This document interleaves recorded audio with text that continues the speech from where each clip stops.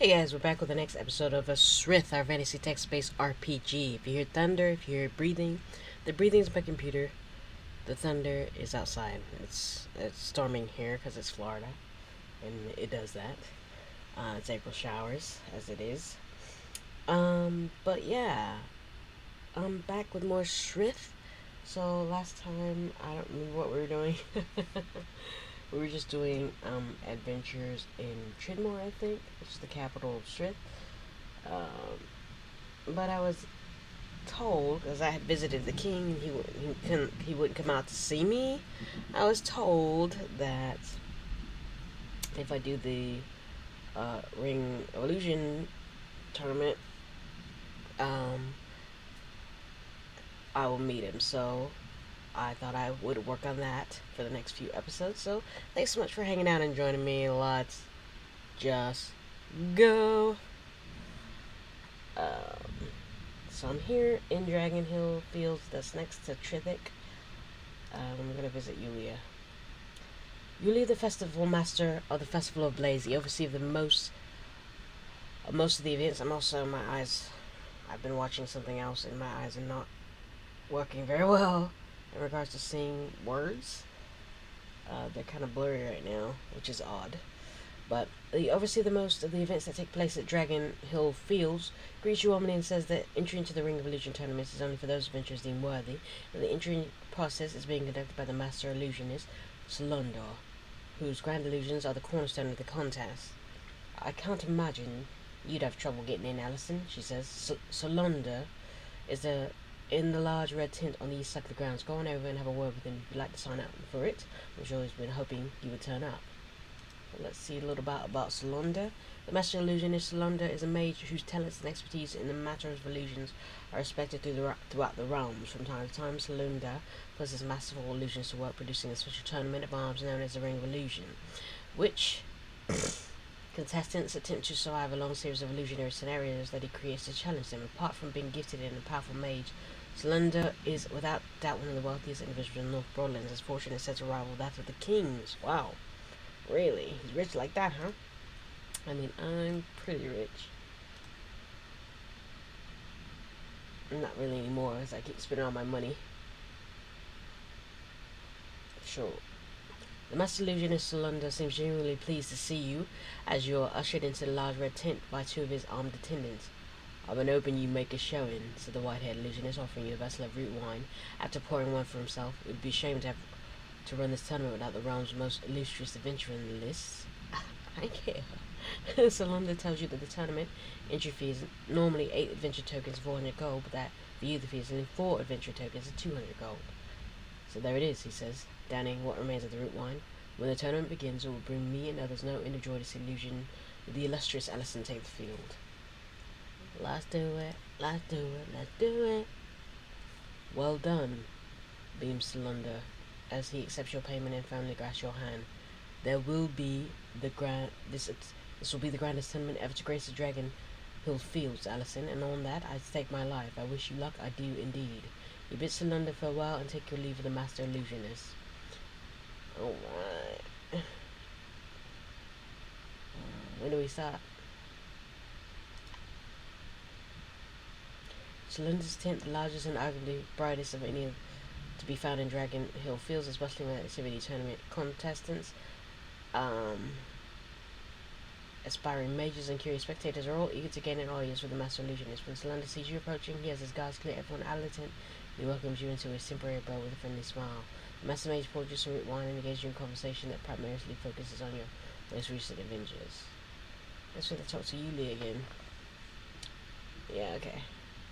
Yulia, the festival master of the Festival of Blaze and the overseer of most events that take place at Dragon Hill Fields, greets you warmly and says that she and her crews are toiling night and day to keep the tournament running on schedule. It's a labour, to be sure, she says, but well worth the effort, I assure you, Allison. Let's hear about the prizes. Yulia tells you that contestants will win prizes of gold and experience in accordance with how far they make it into the tournament. Contestants who make it through all 20 rounds will also have 20 rounds their pick of one of the rare special items that Solundor offers as a prize. Rumour has it that he is not only the master of illusion, but he has been able to imbue both weapons and armor with the result of his craft. You've heard mention of Solundor's famed phantom weapons and armor, but you've never known anyone who possesses any of them. Yuli's description reinforces the small bits and pieces you've heard about them over the years. However, for it is said that they are truly remarkable pieces. Okay, yeah, well, the rules. Yuli tells you that while it's not strictly a tournament of arms, magic is not allowed per the request of Solundor, whose tournament it is. The only magic that Solundor wants on display is his own. She says, smirking, I must admit to you, Alison, his illusions are beyond imagination. She further tells you that the tournament is not strictly combat, though fighting plays a major part of it. You learn that there will be obstacles and scenarios to overcome, as well as fearsome foes to defeat, some human and some monstrous. It's like nothing you've ever witnessed, she says. There are indeed few who can count on making it through all 20 rounds. After all, Solundor has his reputation to uphold. Alright, let's hit it. The grand spectacle known as Solundor's Ring of Illusion is last underway. Not since the Festival of Blaze has there been such a stir at the Dragon Hill Fields. First round. The crowd of spectators leap to their feet and cheer wildly as you take to the field and stride purposely into the center of the circle of stones. The first round of Solundor's Grand Ring of Illusion is about to get underway. A shrill cackling sound fills the air as arms of golden energy leap from the tips of the standing stones arcing high into the sky overhead. The frantic cheering of the crowds fall to a barely whisper as the energy subsides, replaced by the strange, almost eerie calm that always precedes the onset of one of Solundor's phantasmal masterpieces. Suddenly, everything around you begins to blur and shift, and before you can make any attempt to regain your bearings, you find your surroundings have changed. The dead of winter. A heavy blanket of new fallen snow covers the frozen hills for as far as you can see in any direction. A frigid wind, a bitter remnant of the late winter storm that ravages this place last night, sweeps down off the jagged peaks to the east and bites hard into what few inches of flesh you dare to leave exposed to its deadly chill. To the north, just over the crest of icy boulder stream slope, a thick black trail of smoke rises ominously into the air. Solundor's illusion is indeed a masterpiece. As fast as your legs will allow, you bound to the knee-deep snow and proceed steadily in the direction of the smoke. In the summit of the rocky hill reveals the source of smoke, sends your pulse racing. A small village burns in the shadow valley, not more than a quarter of a mile from where you now stand, and above, even the ferocious howl of the wind, you hear the desperate cries of its inhabitants as they no doubt struggle to save their homes. Suddenly, your eyes dart to the west, where you witness what is likely the cause of the destruction on display here. A band of fur-clad ogres, 6 strong, are in full pursuit of a group of fleeing villagers. The men and women, perhaps just over a dozen in number, moving swiftly through the deep snows toward the path of high ground just west of the village. The ogres are rapidly gaining on them, however, and you're certain that the humans will soon be overtaken. With no time to spare, you rush to the north and west, shouting loudly and waving your arms in a desperate bid to draw the ogres' attention away from their helpless prey. Continue. You're within 50 yards of intercepting the fleeing villagers, who have yet to notice you, when one of the ogres turns and waves its spiked club frantically in your direction. The savage beast, together with his 5 cruel kin, abandons his original pursuit and starts at once towards you. The 6 ogres are swiftly closing in into you. You find it hard to believe that all this is just an elaborate illusion. Archery. What? I'm 98% likely to succeed in archery, and I fail. You fire 2 shots in rapid succession, but both arrows sail wide of their intended targets. The 6 ogres, perhaps recognizing the threat they face with the ranged attacks, redouble their efforts, roaring wildly as they draw to within melee range. You position yourself to face 2 of the half-dozen ogres. Kill. I got a feeling. Ooh. The 2 ogres collapse into the snow at your feet, leaving you to face the remaining 4 of their wicked kin. Again, you cleverly position yourself to only have to face 2 of the bellowing terrors. Kill. Before you can catch your breath, the last of the pair of ogres is upon you, swinging wildly with the heavy wooden clubs. Kill. Death to the heathens, death to the heathens. Good night. The bloody carcasses of the 6 ogres lie strewn about you on the snowy hillside. You stoop to one knee and allow yourself a few moments to catch your breath and clean up your equipment before setting off in the direction of the fleeing villagers. Eventually, when they realize they are no longer being pursued by the ogres, the fleeing villagers in their flight intend to look back over the trail that they've left through the fresh snow. Upon catching sight of you, the sizable group of men, women and children hurry towards you, moving swiftly back along the footpath they carved as they fled. Help us! They still have half of us in the village. cries the grey-haired man, and the group draws around you. There's a beast there, larger than the rest. You must help us. You instruct the villagers to remain here, well out of harm's way, and without a second thought you turn to the north and move off with all possible haste toward the smouldering remains of the village. Yeah? Yeah. You move out of the snowy hills and into the heart of the small village and are immediately struck by the level of destruction wrought upon the place by the ogres. Not one building is left standing, only tall piles of ash and charred timbers remain where the homes of the hardy villagers once stood. The sound of sobbing intermingled with loud, savage snarls sends you scurrying deeper into the ruins, and near a tall wooden monument that bears the proud flag of the settlement you come upon the creature of the fleeing villagers alluded to. Towering over the prone and moving form of the leather-clad man is one of the largest ogres you have ever had the displeasure of viewing. Standing perhaps 9 feet tall, the savage green-skinned creature turns its hideously scarred face away from the prey at its feet and settles in its contemptuous gaze on you. A group of about 15 villagers, many of them wounded, huddle in the snow several yards from where the ogre stands, their eyes widen as they look upon your arrival as a dim ray of hope in what has been their blackest hour. The ogre sneers and then snorts loudly before hoisting up his iron spiked club and stomping across the icy terrain towards you. With little recourse but to stand your ground and bravely face the two-legged terror, you do precisely that. You find it hard to believe that all this is just an elaborate illusion. Death to the heathen. Nice, 3 strikes. A revolting gurgling sound emanates from the throat of the dying ogre as it collapses into the blood-drenched snow beneath its feet. The terrified beast is no more. Instinctively, you begin to rush to the aid of the fallen man over whom the ogre stood, but you've taken less than 10 steps when your surroundings suddenly begin to blur and shift. Don't get the accolades? Not cool. What kind of illusion is this? The scene around you gradually returns to focus as you once again find yourself standing in the middle of the circle of stones in the Dragon Hill field. The deafening roar of the crowd signals that your victory in this, the first round of Solundor's Ring of Illusion, has been met with a feverish approval. Solundor himself strides out into the field and congratulates you on your victory. The master illusionist then courteously escorts you out of the ring of stones. Hey, next round. At the edge of the contest field, Solundor again congratulates you and tells you to expect an even grander challenge the next time you're inside the ring of stones. Well done, though, Alison, he says.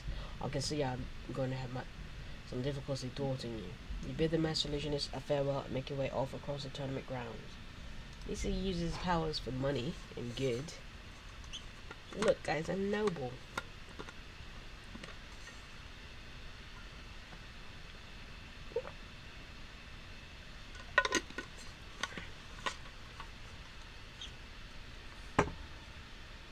Alright, let's hit it. Second round. The crowd of spectators leap to their feet and cheer wildly as you take the field and strike purposefully into the center of the circle of stone. The second round of Solundor's Grand Ring of Illusion is about to get underway.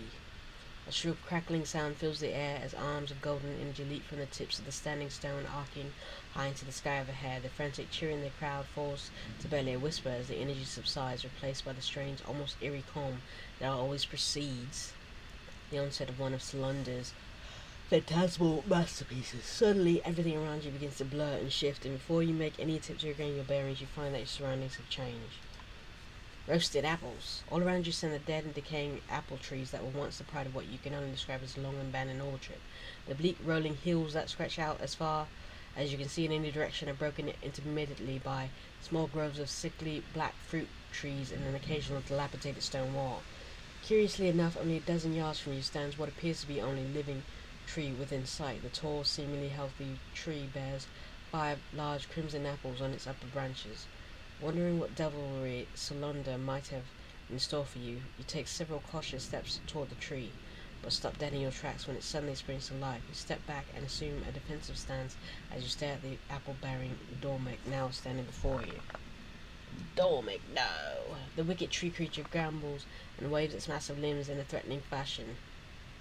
We are not all dead, it roars. Not yet. Realizing that defeating the Dormic may well be the key to victory over Solundor's illusion, you steel yourself for a bold assault on the towering creature. However, before you can take even a single step toward your foe, you hear a sound from behind and instinctively turn to face it. Directly at your back, almost within arm's reach, is a second Dormic. Before you can reach the foul creature, swipes out at you with one of its broad limbs. Agility! Come on. Nothing works in here. You're struck squarely across your upper torso by the broad limb of a roaring Dormic. The force of the tree's creatures strike sends you sprawling to the ground. Miraculously, you survive, and the dormant's mighty blow. You stagger back onto your feet. Reminding yourself that the dormant before you and the one behind you are very only clever illusions crafted by Solundor, brings little comfort as you square up against the fearsome beast. Kill.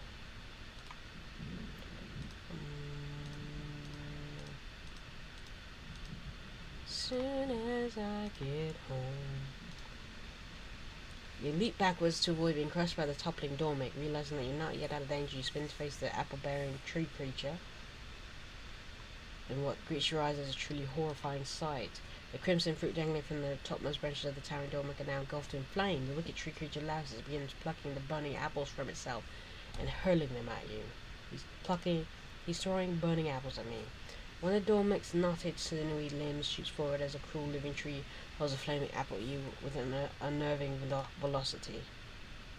You leap nimbly to one side, dodging the hurtling burning apple by mere inches. Much to your dismay, the dormic rips another of the burning fruits from the branches and prepares to throw it at you. One of the dormic, knotted, sinewy limbs shoots forward as a cruel living tree hurls a flaming apple at you with an unnerving velocity. Okay, this is gonna repeat, I see. Come on. Come on. Come on. What do we gotta do? What do we gotta get? 1 to 100. With no more flaming apples to toss you away, the dormic grumbles and lurches forward, its powerful limbs swiping the air as it prepares to strike you down. Kill.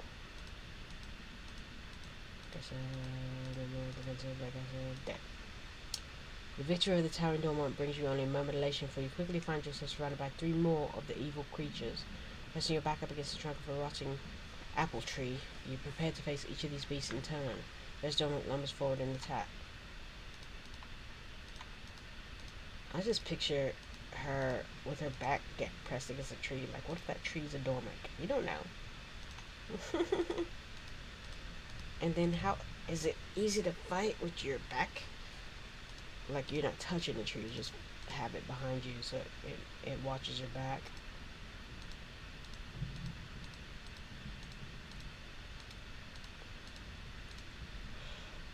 You step back and stare down with some degree of pride at the remains of the slain dormant now scattered throughout the dying orchard. Silently you pray that Solundor is close to dispelling his illusion.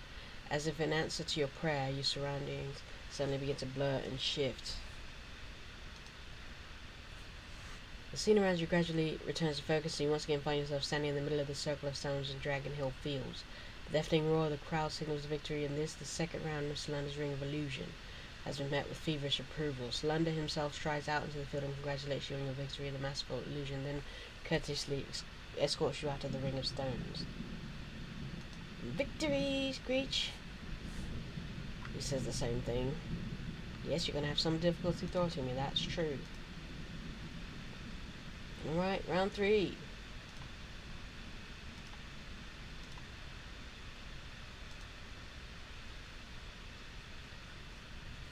Yes, everything shifts. Trial by fire.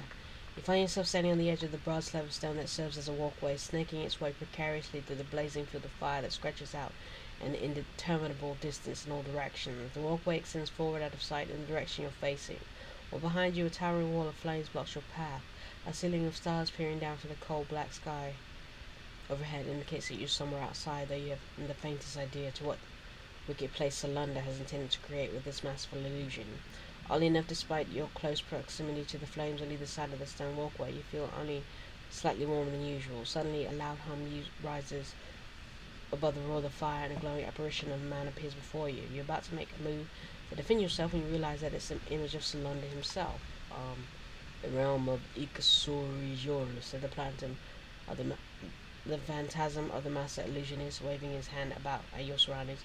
I was there many, many years ago, Allison, as a young and more able-bodied man. I do hope you'll forgive me if I don't get the details exactly right, though I think that most part my memory will serve me. This is a realm with the very pits of the Neverness from which I barely escaped with my life. Seek out the dial. Good luck. Solundor's image fades, and you once again alone in the stone walkway amidst the towering flames. With no option but to move along the walkway in the direction you're already facing, you cautiously set off. On your way, eager to find whatever dial Solundor referred to escape from his illusion. The walkway continues for nearly 50 yards before ending in a T-junction. You always go left first. You follow the walkway to the left and soon arrive at a bend where the stone slab turns abruptly to the right. You're several yards from the corner when a loud roar fills the air and the sounds of heavy footfall reaches your ears. You're convinced that something large is about to appear around the bend. Face it. You wait with bated breath, and the roaring intensifies and the thud of the heavy footfalls grow louder. Suddenly, around the corner of the walkway just ahead steps a terrifying and unwelcome sight. The towering creature of fire, somewhat resembling a troll but with no flesh visible beneath the blazing yellow and red inferno that engulfs its body and stomps into view. The flaming beast's glowing white eyes narrow as the creature takes notice of you. There's no escape from Sorijol, wails the fire monster. In the next instant, the fearsome creature surging along the walkway towards you, and its fire arms outstretched to take hold of you and draw you into its deadly molten core. As you hurriedly assume a defensive stance and prepare to make its charge, you can't help but wonder if Solundor ever faced such a beast, what he might possibly have done to survive it. He fought. He probably used magic, since he's so good at it. Kill. I got a feeling. I keep singing that song because I watched Saturday Night Live, and there was it was hosted by Lizzo, and they were in like a music studio in 08 or whatever or 07, and they were making that song with the Black Eyed Peas, and she was playing a producer, and they're like, yeah, like we were thinking like boom boom pow, boom boom pow, and they're like, yeah, what about some lyrics? And what about some place where people will dance? And then Fergie's like, people in the play. It was hilarious. And Lizzo couldn't stop laughing. With a final deafening roar, the fire creature blazes with renewed intensity for several seconds before vanishing into thin air. After having caught your breath, you cautiously round the bend in the walkway and continue on your way. You wonder and dread what the clever illusionist has in store for you next. Wow. Okay. The stone pathway continues to snake its way through the sea of fire that surrounds you, but eventually comes to an abrupt end at a set of tall iron doors. Hoping that the dial that Solundor mentioned is somewhere behind the doors, you reach out to open them, but quickly withdraw your hand when they swing inward of their own accord. You boldly but cautiously step to the open doors and find yourself on a sizable stone platform amidst the now familiar endless field of fire. In the midst of the broad platform sits a large stone dial, its weathered surface covered with strange and complex symbols. Standing between you and the dial, however, glaring at you contemptuously, are four of the strangest creatures you've ever seen. The four beings are two-legged humanoids, each with head, hands, and feet of a cat. These four cat men, each clad in ornate leather armor, reminds me of Skyrim, grip spears which they hold close to their slender torsos. Long, thin tails droop as the floor behind them, and their silver yellow eyes are focused intently on you. Oh yeah, I put my feet up and this chair has a footstool. The four beings are two-legged humanoids, each with head, hands, and feet of a cat. Okay, I've read that part. You suddenly recall the legend of strange humanoid cat creatures.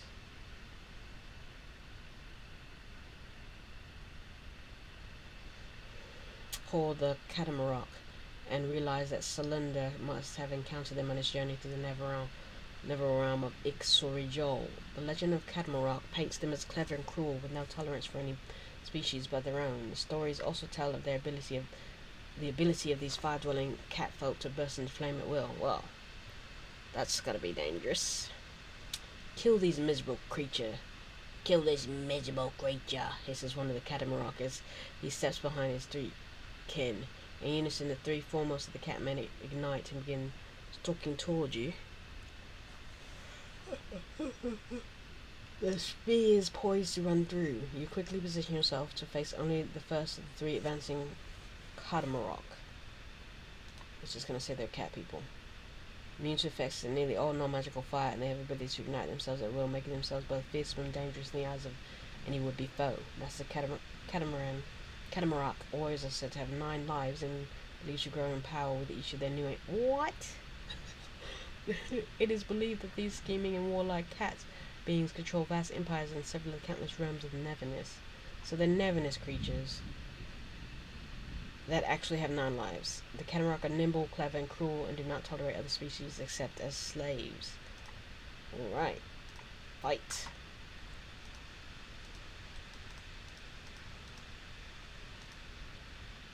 The dying Catamaran wails piteously as it collapses into a pile of singed fur and smoking bones at your feet. You promptly whirl to the right to engage a second of these vicious catmen. Oh, cat people. They're no lady ones. The third spear-wielding cat is immediately upon you. And we fight, and we fight, and we fight. You step over the smoldering corpse of your third foe and move boldly toward the last of the catamaran. The leader of the catmen hisses viciously and brandishes his spear with an amazing display of skill. You do not leave Ixorijol, he snarls. Archery! Yeah. You draw your bow and notch an arrow, taking aim at the last of the catamaran. The cruel cat being eyes wide and he leaps into the air, soaring straight for you, his spear leveled at your chest. The arrow proves swifter. The speeding feathered shaft lodges itself deep in the ribcage of the leaping catamaran, piercing his lungs and killing him almost instantly. His limp body strikes the stone pathway and he does not move again. No desire to remain inside the illusion for more, even a moment long you rush forward to examine the stone dial. The large stone dial is roughly 5 foot high in diameter. 5 feet in diameter, and its weathered surface is covered with many strange and complex symbols. As the iron knob in the center, that's cute, of the weighty object allows you to point a thin copper arrow at any of hundreds of markings adorning the dial. You're certain that there is a pattern to the symbol on the dial, and that by telling the copper arrow to point to them in a particular sequence, you are likely to solve it and find a way out of this grand illusion. You determine... Oh, I don't have plus 273. You determine that you believe it to be a pattern of 20 symbols among those covering the surface of the dial, and immediately set to work, turning the iron knob so that the copper arrow can point to each of them in turn. Suddenly the iron knob begins to spin on its own, and you hurriedly withdraw your hand. The knob spins faster and faster, and just as the copper arrow begins to glow, your surroundings start to blur and shift. So at the end, the scene around you gradually returns to focus, and you once again find yourself standing in the middle of a circle of stones in the Dragon Hill fields. The deafening roar of the crowd signals that your victory in this, the third round of Solundor's Ring of Illusion, has been met with feverish approval. Solundor himself, yes, he comes, congratulates me, leads me out courteously. Yes, you're gonna have difficulty thwarting me. Oh, we're done. I'm gonna try to do 4 each episode, since it's 20, and that way it'll just be like 5 episodes. Unless there are shorter ones, then we'll do more. But we'll do 1 more now for the end of this episode. Let's go. We're round 4. Yes, I'm not gonna keep rereading the same thing. The Guardians of Brimscar. You stand knee-deep in a stagnant pool of oozing muck. Thick vegetation presses against you from all sides, making it difficult to see for more than a few yards in any direction. A dense ceiling of dark grey clouds drifts by overhead, and your ears are filled with dreadful cacophony of buzzing insects. Oof, I would hate that. With little idea about the tangled mire in which Solundor's illusion has apparently landed you, strike out to what you believe is the east in hopes of finding some firmer footing. You've gone less than 50 yards through the fetid pool when the sound of something large crashing through the foliage ahead brings you to an abrupt halt. Moments later, the walls of leaves, vines, and bracken that lie before you explodes as a towering and terrifying being stomps through them.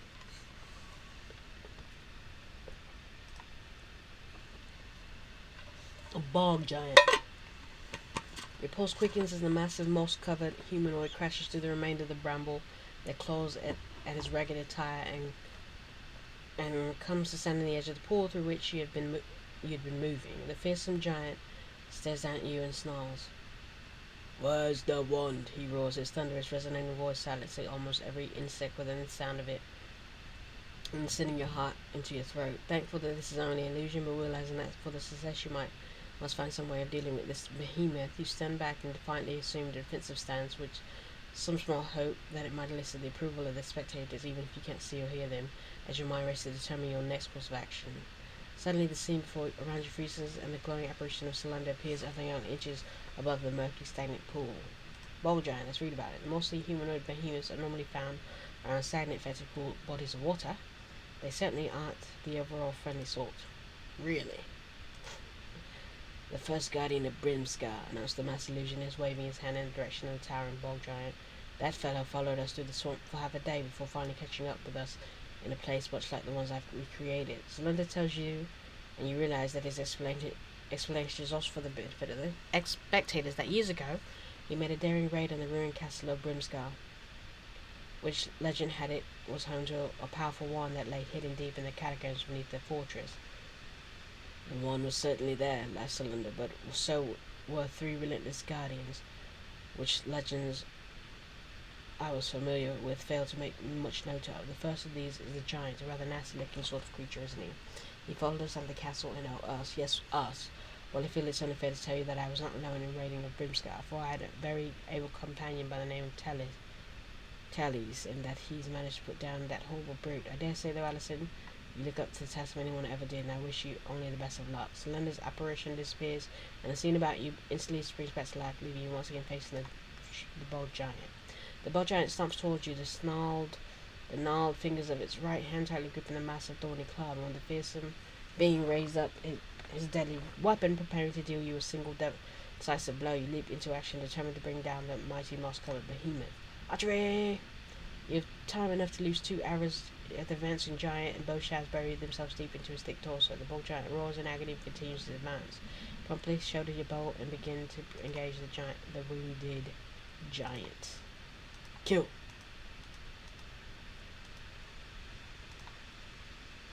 The bold giant staggers to his left and topples sideways into the pool, showering you with stagnant water that explodes from beneath. Ugh. His lifeless bulk. You wipe away the dripping ooze and are about to move to the edge of the pool when you surround begin to blur and shift. Oh, that's it. I do believe that Tally took a bit longer to bring down that old thing. So grins Solundor. Well done. The mass illusionist points to the north, and you find that just beyond a belt of dark stunned trees stands the vine entangled statue of an armored warrior. The statue is facing you with its sword rise above its head, and the visor of the statue's helm completely covering its face. The bog was crawling with these living creatures, says Solundor, and Tallies and I have barely escaped them with our lives. Lucky for you. Oh, I thought that was the end. Time is the essence in this tournament. You must defeat only this one. I wish you luck, Alison. Illusionist apparition fades, and the scene around you immediately springs to life, including the statue.